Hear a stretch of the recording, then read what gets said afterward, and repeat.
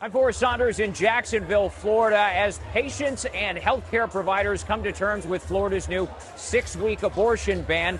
The political impacts already on full display right here in Jacksonville. Vice President Kamala Harris here in town denouncing the ban and putting it all on former President Donald Trump's shoulders. Not even a full day into Florida's new 6-week abortion ban, and Vice President Kamala Harris in town to condemn it. As of this morning, 4 million women in this state woke up with fewer reproductive freedoms than they had last night. This is the new reality under a Trump abortion ban. A Democrat laying it all on former President Donald Trump, hitting him Wednesday for morphing the Supreme Court, which later turned the issue over to the states. Harris also denounced Trump's comments in this Time magazine article. The Republican said he'd let red states monitor women's pregnancies and prosecute those who violate abortion bans. Florida, the contrast in this election could not be more clear. Basically, under Donald Trump, it would be fair game for women to be monitored and punished by the government, whereas Joe Biden and I have a different view. We believe the government should never come between a woman and her doctor. Florida's new restrictions, coupled with a chance to undo them this November through a near 24-week abortion referendum, has the Biden-Harris campaign leaning in on the issue here.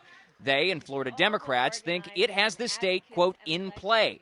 That's despite Trump winning Florida in the past 2 cycles. These are issues that are front and center to Floridians.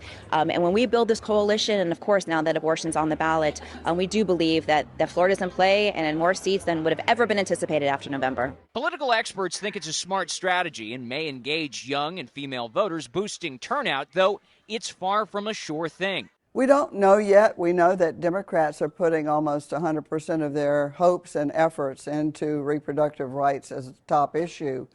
So far, though, polls are showing that other issues are topping abortion. Issues like the economy, which Republicans keep hammering Biden over.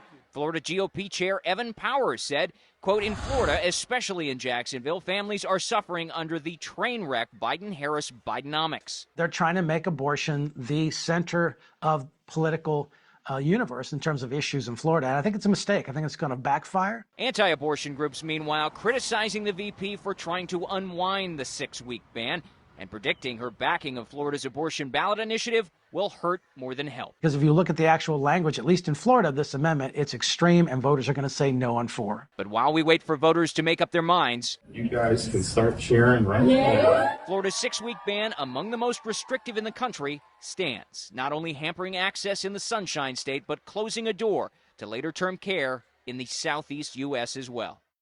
And what we found from some abortion providers just on Tuesday is that they've already started referrals to the next nearest state for access to the procedure. That is North Carolina, which has a 12-week ban and 72-hour waiting period. Many of Florida's patients heading there as they are falling outside of the scope of the 6-week restriction.